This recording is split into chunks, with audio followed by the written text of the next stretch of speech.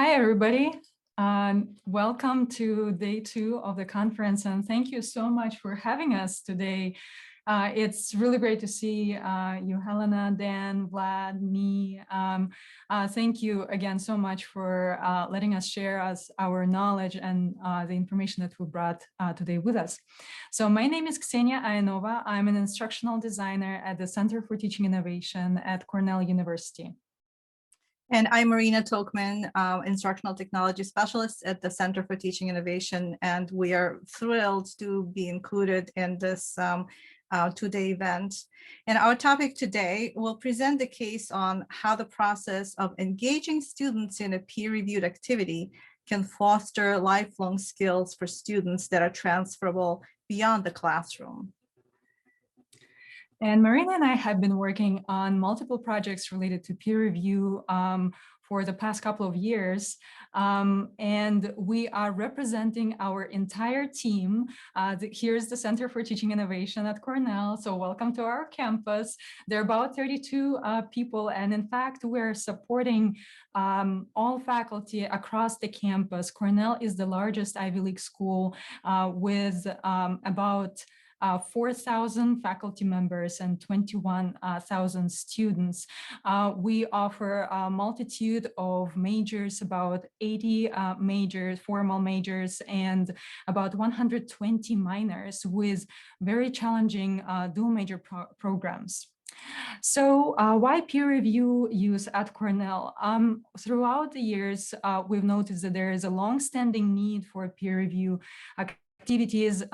It's been a very close collaboration with faculty talking about different needs and understanding how we could support them, which eventually led to a year-long peer review pilot that again spurred even more collaboration with faculty, very close dialogues. And together we were able to co-create knowledge about peer review that really landed not only on the technical aspects of the peer review process, but a lot of it, the most insightful outcomes that we've received is really the information about pedagogy. And today, in fact, we will be visiting 2 faculty members here at Cornell, and their names are Dr. Brian Richards. He's a faculty fellow at Atkinson Center for Sustainable Future in development of biological and environmental engineering. And it's Dr. Emilia Yanamahikis, lecturer of Spanish language in the Department of Roman Studies in College of Arts and Sciences. So we will be featuring and focusing on the course that is being taught by Dr. Brian Richards, and we will be weaving in the information that we received from Emilia Yanamahikis, who is not only a practitioner in the field, but also her research focuses on peer review and collaborative learning. And with that, I just wanted to introduce very quickly the structure of our presentation today. We wanted to mimic the cyclical and iterative process of peer review process of this cycle, which starts with the instructor and the way that the instructor sets the outcomes and expectations, leading into students participating in the activity and giving feedback, then receiving feedback and reflecting on it, and then moving these skills that they learned beyond outside the classroom. So I'm going to hand it over to Marina to kick us off on this journey, starting from the instructor. Thank you, Ksenia. So the course that we wanted to use as a case study is the one Brian teaches. It's a sustainable development course. And we're going to play a clip where Brian talks more about what made this course successful. It is, some students say, the best course that they have ever taken. And he explains what the structure is and why it proved to be a successful course. The course was constructed at the outset to be and so this is 1998, this is pretty groundbreaking, to be an asynchronous course that students could take from anywhere in the world. You know, that was kind of the intention. So it was obvious that they had to come up with a way to structure the interaction. And the students are grouped into peer groups. But we do that alphabetically. We don't do it by major. So they're thrown together intentionally in a random kind of mix. And the peer groups were about, this year, were about 8 or 9 students per peer group. And as the semester progresses, they're required to comment on fewer projects because they're doing it in more detail, but they are still having to learn and observe how other students are applying these life cycle analysis assessment tools in completely different settings. What has worked really well is the fact that our feedback expectations are structured into the course. It's not an add-on, it is integral. There's feedback assignments, and our expectations are really clearly laid out. And it's carried on. It's not just how the students interact with each other, it's how our large team of dedicated undergrad TAs interact with the students when they're grading. They're doing the same kind of positive, constructive, actionable feedback.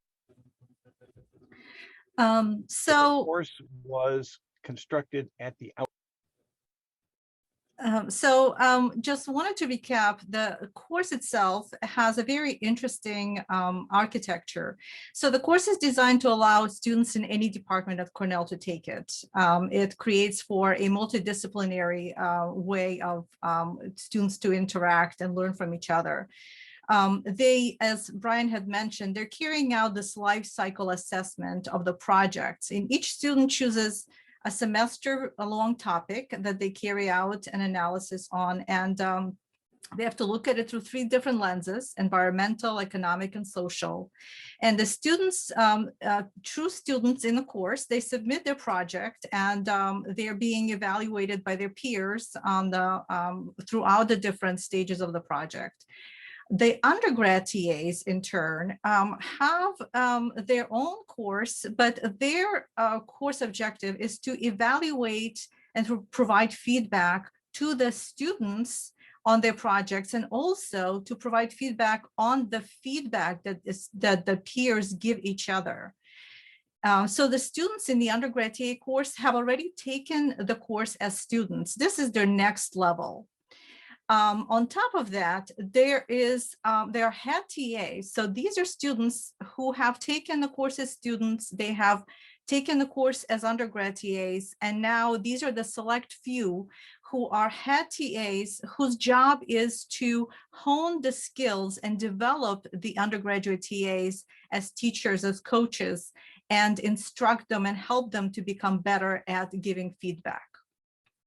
So this slide shows an example of what the students submit. So this is an example of a project that a student submitted on mechanized versus traditional farming approach for Ghana's cocoa production. And the student describes in detail through a post to a portfolio what their intended project is. And then on the right side, there is feedback that you see from the peers. That is a free form feedback. And the students are given a rubric and they're given instructions. What is expected, what kind of feedback they should be giving or striving to give. So this is an example of the course that we will be describing throughout this presentation. Thank you so much, Marina. So with this example being showing how integral peer review can be within the course and how it can be folded into the expectation of the course, then the critical question would be, what can be the key for peer review activities? And as you're thinking about what the key aspects of peer review activities are, let's listen to Dr. Emilia Ionova as she speaks about this topic from her perspective. If a colleague is receiving comments from their students that the peer is not helpful, the feedback is not helpful, or the peer review is not helpful, so if they are receiving criticism about the peer reviewing practices, and I had to give a suggestion to this colleague, I will probably emphasize the training component, and I will be looking into how they are training the students, because one thing is really clear in research is that peer review with no training doesn't work. And that's like absolutely set in stone and If there is no good training, there is no good peer reviewing practices. So truly hearing this from Amelia, that training is such an integral part of peer review process was very insightful for us as well. And as we're going to the next step of our process within the peer review, to the giving feedback piece, we may ask ourselves, is this process something that is intuitive to students? And in fact, throughout our evaluation process within our pilot, we've been surveying students, and about 7% of students pointed out that they weren't feeling that the peer review activity was helpful in their learning when they were receiving superficial feedback. So it feels like this is the area that really needs attention. And as we speak a little bit more about what quality feedback is, and as we were in constant communication with our faculty about these topics, we found very insightful points as people write quality feedback. And what is really quality feedback to start with, right? It's very important to be self-aware, to provide specific and sometimes positive and sometimes honest feedback. So let's hear a little bit more from Emilia on this topic. Quality of feedback is definitely like an ideal that I think it hasn't quite been specified in research. What type of reviewer do you think you are? And then how can you kind of go out of that profile that you are, because your tendency is going to be giving comments according to your profile, right? If I'm a supporting person, my tendency will be to give supporting comments because I don't want to offend anybody.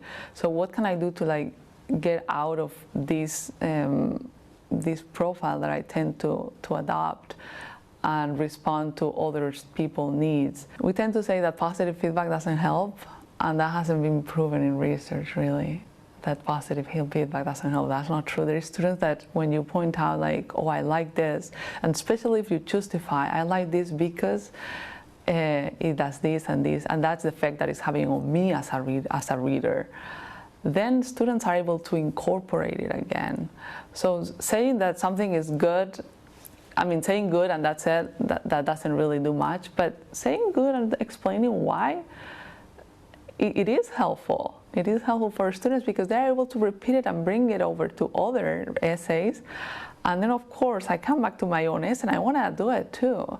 So if you force the students to like, hey, try to comment on something good, you're actually pushing them to focus on something that you like about the other person. And then you come back to your own essay and remember like, oh, I like that from that person. How can I include it in my own? So not as a feedback receiver, but also as a feedback giver, you are able to learn from the comments that you are giving to another peer. In my opinion, it's better to be honest, and if it's a problem, point it out. If it's something that is good, point it out.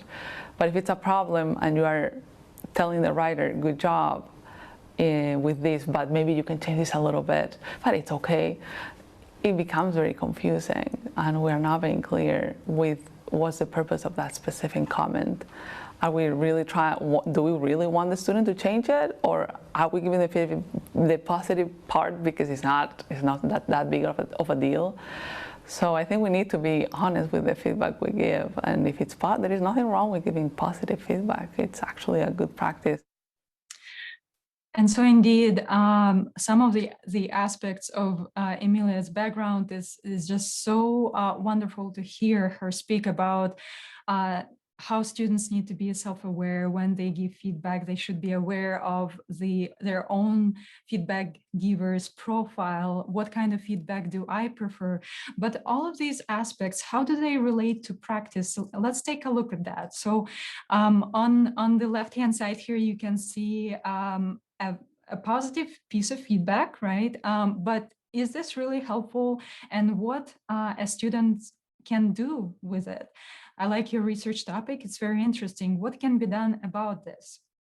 And now let's take a look at another example of feedback that actually points out a lot more information. It's more contextual. It provides more insight into what the reader is thinking about the topic. And I just like to highlight some of the aspects of this feedback that are actually helpful. So one of the things is that the writer of this feedback is still being positive. He is providing some information that I love this topic, I believe in it, it's really needed. And that's why I love it. I like it because it's needed. There is potential in it. But then the author also provide an honest opinion about the concern that they have. And after stating it, they explain that perhaps, yes, you do want to select a narrower topic for the following reasons, because Africa is a large continent and there are many countries with different contexts and different cultures. And perhaps this task that you are undertaking right now is too big for the amount of time that we have. So again, reiterating this, being specific and being honest and having a specific goal when you give feedback and explaining why really takes us a long way. And let's see now, let's get back to the course that we've been discussing, the Sustainable Development course, and see how the TAs within the course actually talk about the feedback giving process. So they will be speaking about affirmative and constructive feedback, about the clear instructions to the students on giving feedback and how they make the feedback actionable. So let's hear from Jojo Chang. When I am giving feedback, I like to do a mix of both constructive and affirmative feedback. So just let them know what parts of the assignments that they have done well, and just really like drive that point home just to, you know, support their assignment and what they're doing. And also I feel like affirmative feedback helps them have a more positive attitude. So for example, if you only give like, okay, you got this wrong and this wrong, this wrong and this wrong, they're just gonna be like probably feeling a little bit down from just all the negative comments. So it's always great to add some positive ones just to keep them going. And then we also love to, so for example, the TA rubric for giving feedback is preparation, specific and descriptive feedback, and also actionable feedback. So preparation is just showing that you've actively prepared to grade, that you can point the students towards any references or readings to help like guide their understanding if they have any like misconceptions or any incorrect answers. And specific and descriptive feedback is where the rubric tool actually really is really helpful, because you can directly point to specific sections of the rubric and describe exactly why it was wrong or right. And then actionable feedback is when you give them suggestions or recommendations to help improve their assignment. So it can be, for example, a guiding question, or it can direct them to a reference or just a simple clarification. So yeah, and what us head TAs look for is that the TAs or the students actually like take that feedback, and in their next assignment or in their next grading, they really do improve and take those recommendations that you give them. So Jojo really shows the examples of what makes actionable feedback.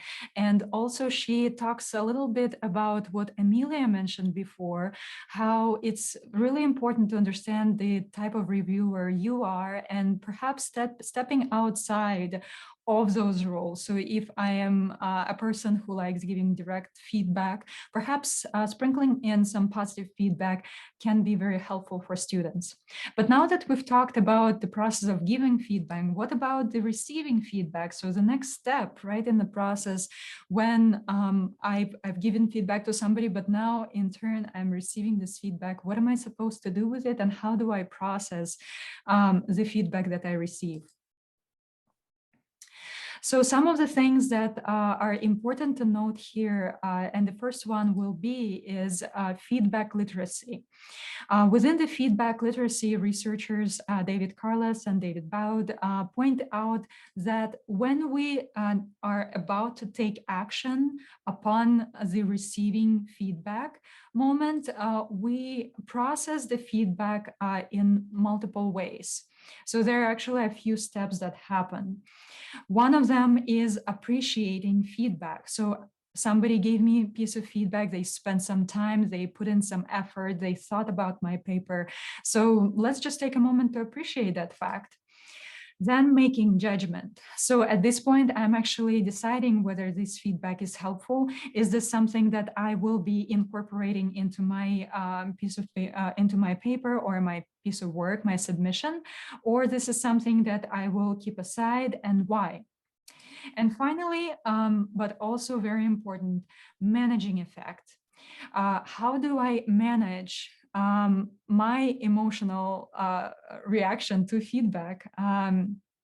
So if I am a kind of person who likes direct feedback and I receive supporting feedback instead, I may be thinking, well, this is not helpful. But in fact, it is very important to think about how can this feedback that maybe I'm not used to receiving or I'm looking for something different actually can help me. And Emilia will be speaking about this. This is really kind of this whole process is wrapped into the growth mindset and how important it is to have growth mindsets as you are reading the feedback that you receive. So let's hear a little bit more about growth mindset in receiving feedback. The training is not only in giving feedback, the training is also in receiving feedback. So then I always include as well, like some, even if it's like the very last part of the class or a second session, the training on receiving feedback it has been geared more towards the, which I'm sure you've heard, the growth mindset, right? So we talk about the growth mindset and we say like, you know, it's when you are receiving feedback, you have to approach it from a growth mindset of like, what is the comment trying to tell me? Because another misconception that I cannot learn from bad feedback, that is not true. I can learn even if the feedback is not good, even if the feedback is not expressed in the best way, I still can learn from it. So I try to take students to that level, that you don't need the perfect feedback. We're all going to try our best in giving feedback, but if you're not receiving the feedback that you would like to get, how can you get the best out of it, and how you can bring that comment so that it helps you the most? Yeah, so indeed, it's really important to be thinking about the fact that I may not receive the kind of feedback that is expressed in the best way, right? But how do I actually use it to take my work to the next level? And that's where we will be talking about reflecting on that feedback and actually taking actions. So the framework that we were talking about, the feedback literacy, now we're about to take action. And with this, I would like to share what actually Brian Richards will be speaking about, and how within his course, the Sustainable Development course, he asks students to reflect on feedback. And there is a variety of feedback, as we know, because the architecture of the course is so complex. There is the peers feedback, there is the TA's feedback, and there's also self-evaluation component that he will be speaking about. So let's take a look at that.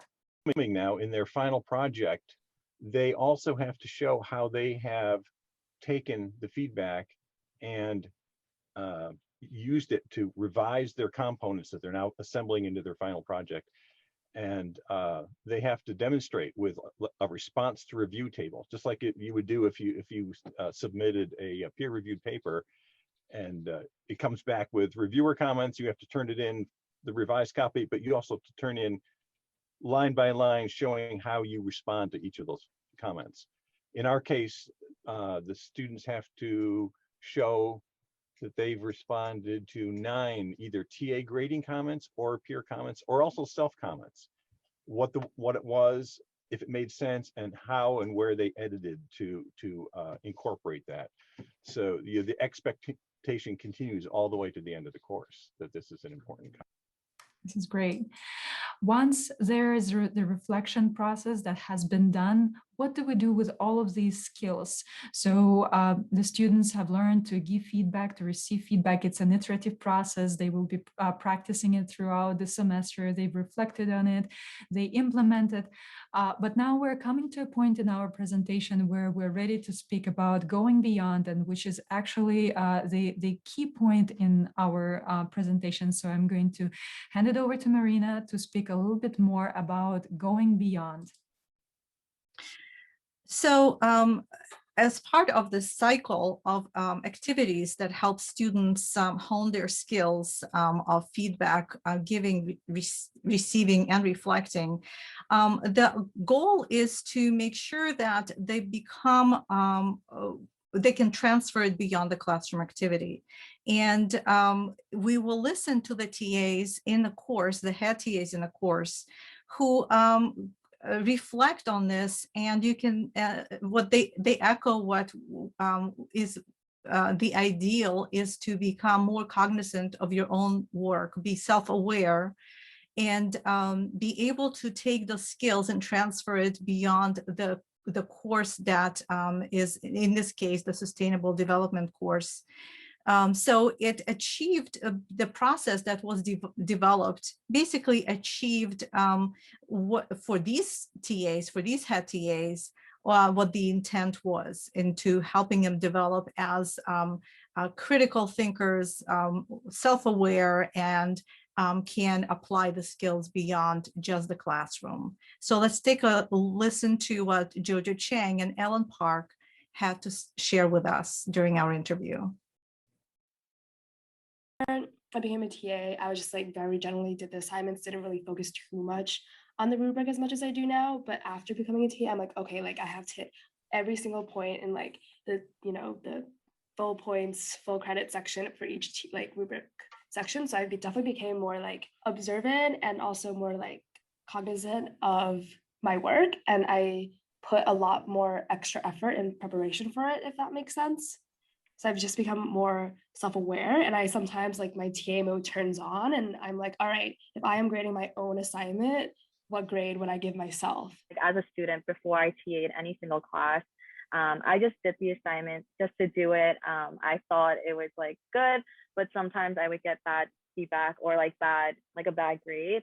And I didn't really know why. So just being more cognizant about like checking the rubric and just like making sure that I got every single point that was listed on the criteria, I think is really important. And this semester, I'm also TAing a different class where we don't really have to give as effective feedback as we do in this class. So when I'm grading my students in both classes, I definitely think compared to the other TAs, I give a lot more thorough feedback just because of like the experience that I've had.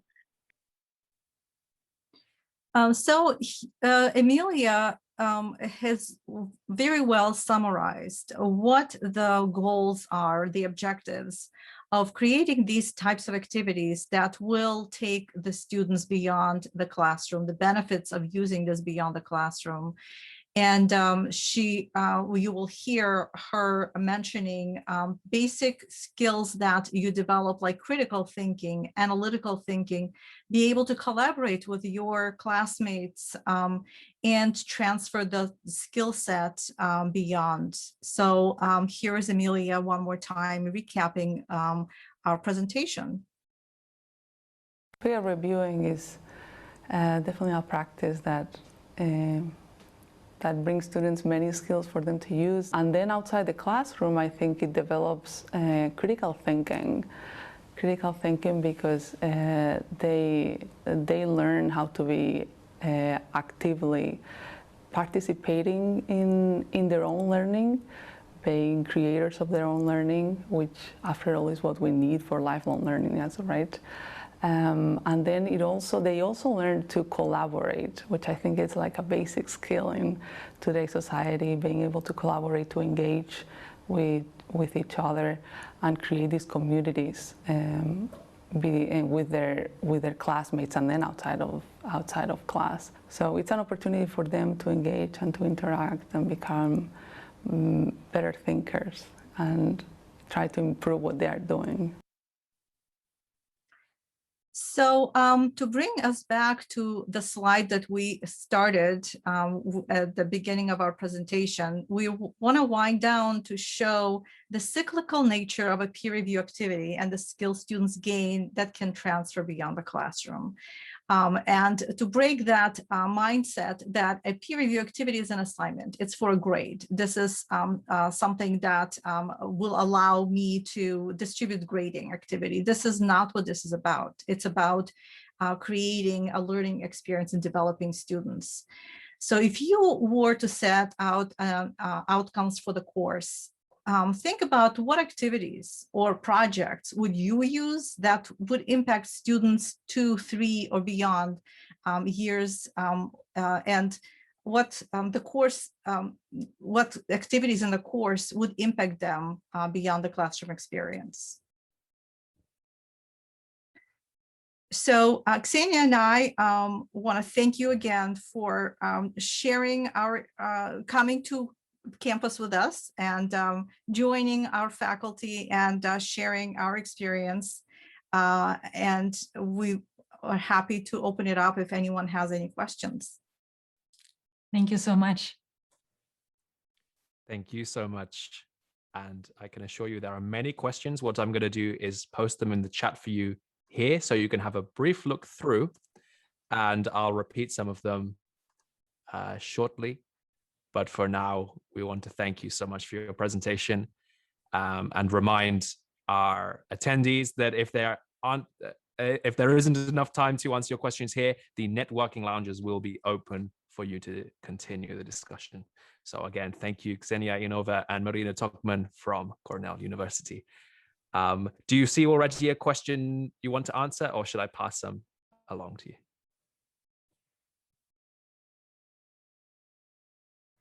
So I see the first question, do the students trust the level of TA enough to trust the quality of the feedback, or would they prefer the lecturer to fulfill that role?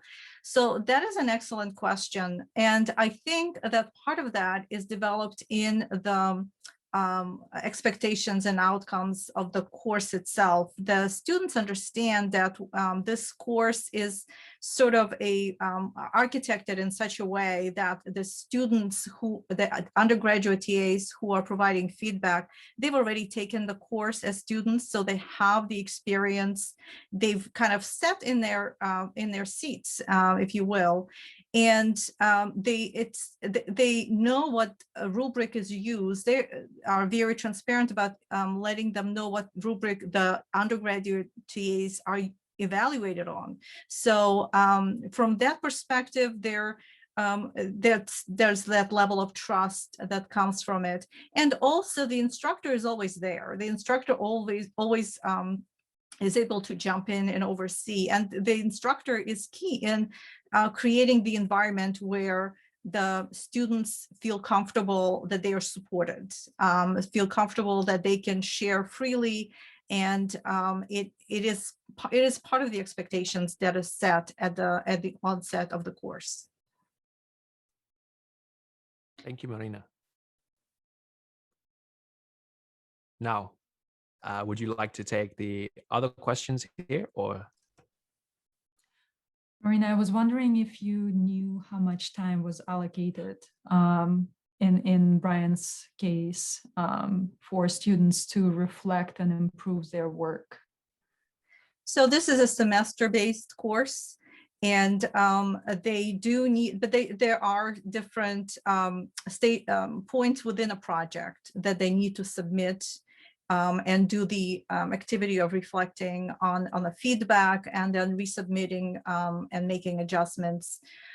So it is built into the overall course structure and timeline. So it's a full 15-week semester course. So it's not like you have a couple of days. It truly is a semester-based process that does allocate for that time. I do not know the exact number of days, but it is it's not it's designed to give them enough time where they can thoughtfully review. So let's say they have about 5 students that they need to review. They can do it thoughtfully and not rush through it. So there is enough time buffer that's built in, but I'd be more than happy to get more details and share that. That's not a problem. Thanks once Thank you, again. Marina. Is it okay if I pass along one question, which I'm very interested in how you answer, from Catherine Delia? Have you been able to collect any evidence of career success of students who take this class and how well they do in their post-college careers? Oh, that is an excellent question.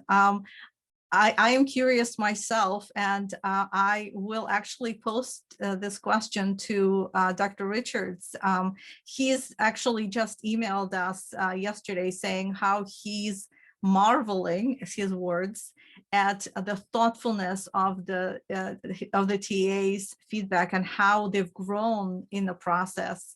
And as I said, students truly say that this is like the best course they've ever taken. That experience is like really, really impacted them. So I will ask him if he has any information that he'd be willing to share of students who graduated, went on to their careers, and how they've used those skills. So that is actually a very interesting way to kind of evaluate that post graduation. Thank you for the question, Catherine.